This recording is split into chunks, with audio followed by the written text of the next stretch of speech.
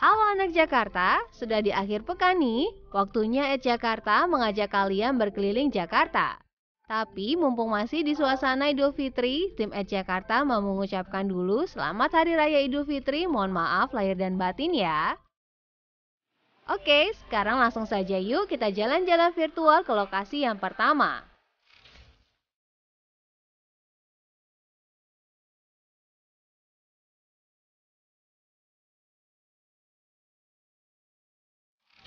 Bagi masyarakat Indonesia, khususnya warga Jakarta, mendengar nama Jakarta Islamic Center atau JIC memang bukan hal baru lagi ya.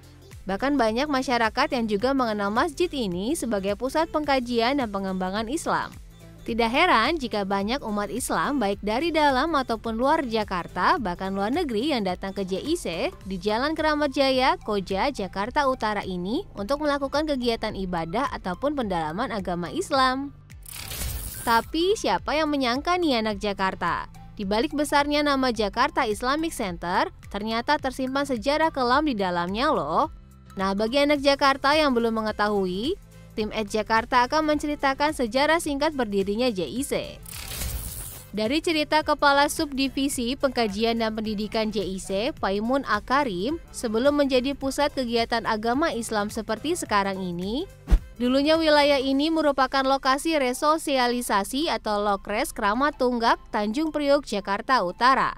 Lokres Kramat Tunggak yang menempati lahan seluas 109.435 meter persegi ini adalah sebuah panti sosial karya wanita, teratai Harapan Kramat Tunggak yang kemasyhurannya tidak saja terkenal di Indonesia, namun juga terkenal hingga ke seluruh Asia Tenggara sebagai pusat prostitusi terbesar pada zamannya.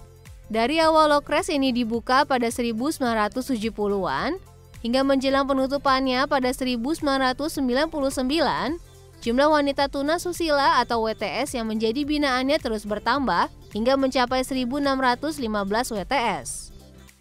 Kondisi demikian menimbulkan desakan dari para ulama dan masyarakat agar panti sosial tersebut ditutup.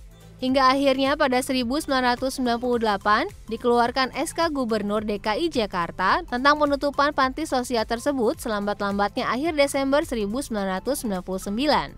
Dan pada 31 Desember 1999, Lokres Kramat Tunggak secara resmi ditutup.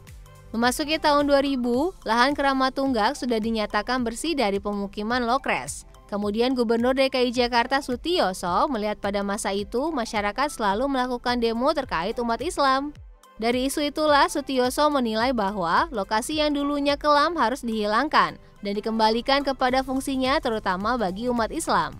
Hingga akhirnya muncullah gagasan membangun Islamic Center di kawasan tersebut.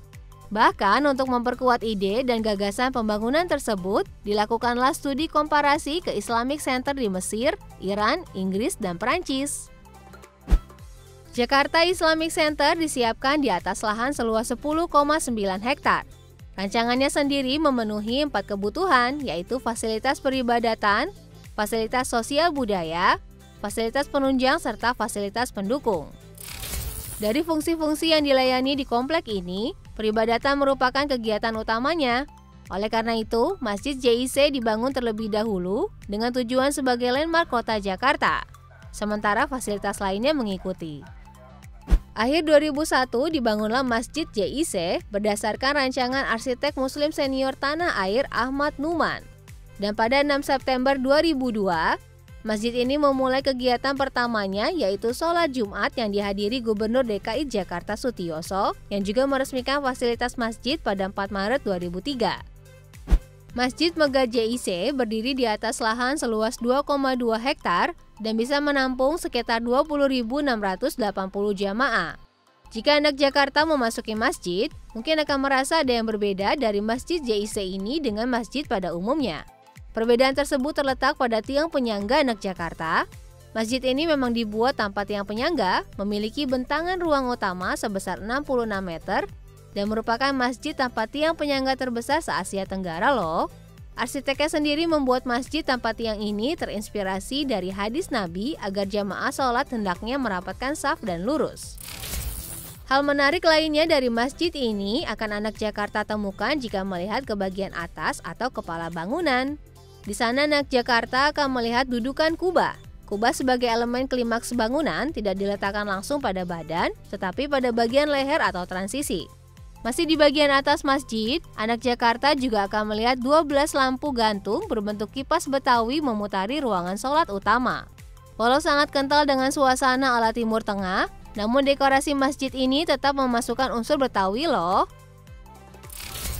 Keluar dari masjid, tepatnya di sebelah timur laut bangunan masjid, anak Jakarta akan menemukan menara dengan tinggi 114 meter yang melambangkan jumlah surat dalam Al-Quran.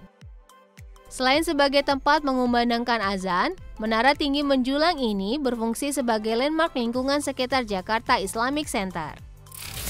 Jakarta Islamic Center merupakan satu kompleks terpadu pengembangan Islam.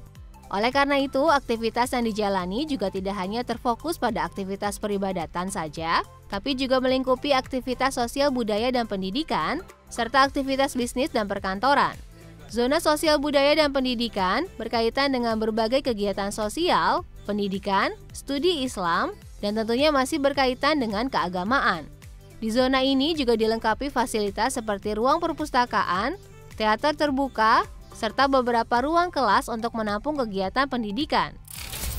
Sementara zona bisnis dan perkantoran, di dalamnya terdapat penginapan atau hotel, ruang serbaguna atau convention hall, area perkantoran, ruang penyiaran baik audio dan visual. Anak Jakarta, sebagai umat muslim, ada baiknya kita memakmurkan Masjid Allah.